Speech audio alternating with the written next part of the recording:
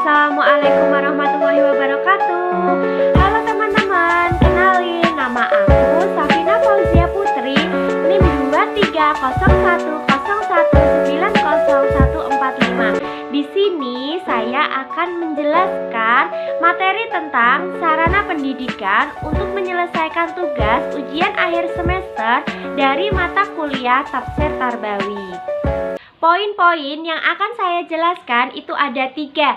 Yang pertama itu ada pengertian sarana pendidikan. Yang kedua ada macam-macam dan contoh sarana pendidikan. Dan yang ketiga itu ada standar sarana pendidikan. Nah, mulai yang pertama ya teman-teman, itu ada pengertian sarana pendidikan. Apa sih yang dimaksud dengan sarana pendidikan? Nah, sarana pendidikan adalah sebuah alat atau segala macam alat yang digunakan oleh guru untuk mempermudah menyampaikan materi pembelajaran.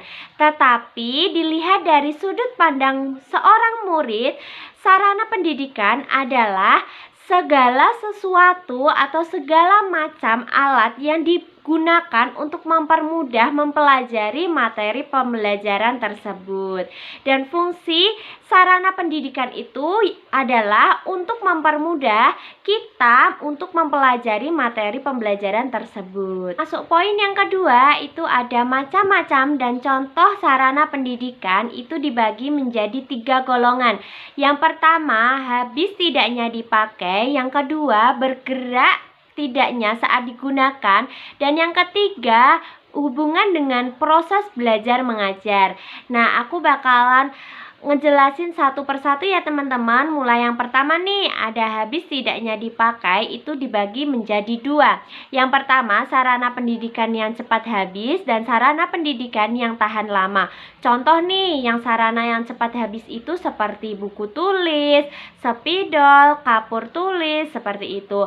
Dan sarana pendidikan yang tahan lama itu contohnya seperti meja, kursi, atlas, globek, kayak gitu. Dan yang kedua itu bergerak tidaknya saat digunakan juga dibagi menjadi 2, yaitu sarana pendidikan yang bisa bergerak dan yang kedua sarana pendidikan yang tidak bisa digerakkan. Yang kedua itu adalah bergerak tidaknya saat digunakan itu dibagi menjadi 2 teman-teman. Sarana yang dapat bergerak dan sarana yang tidak dapat bergerak.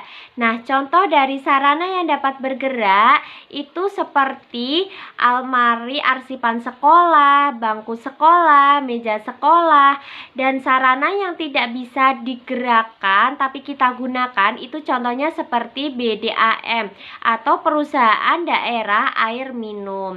Lanjut ya teman-teman, di sini ada hubungan proses belajar mengajar itu juga dibagi menjadi 3 teman-teman. Yang pertama itu ada alat pembelajaran, yang kedua ada alat peraga, dan yang ketiga ada media pembelajaran.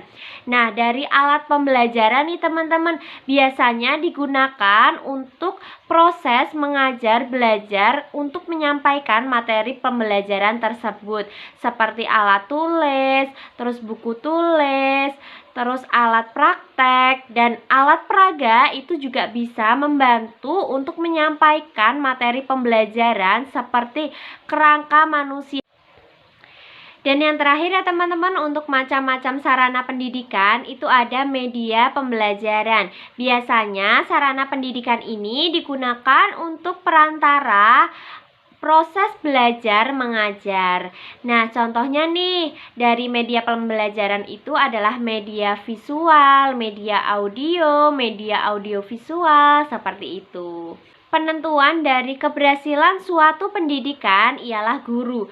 Guru yang profesional itu berkewajiban untuk mengetahui fasilitas yang diperlukan oleh seorang siswa untuk proses belajarnya, seperti kelas yang menyenangkan, media pembelajaran yang untuk mendukung proses pembelajaran, meja kursi yang memadai. Poin yang terakhir yaitu tentang standar sarana pendidikan merupakan kebutuhan utama sekolah yang harus dipenuhi sesuai dengan amanat undang-undang Sistem Pendidikan Nasional Nomor 20 Tahun 2003, PP Nomor 19 Tahun 2005 dan Peraturan Menteri Pendidikan Nasional Nomor 24 Tahun 2007. Sekian dari saya. Apabila ada tutur kata atau kelintak-kelintu dalam menyampaikan materi pada hari ini, saya memohon maaf yang sebesar-besarnya. Saya akhiri. Wassalamualaikum warahmatullahi wabarakatuh. Terima kasih teman-teman.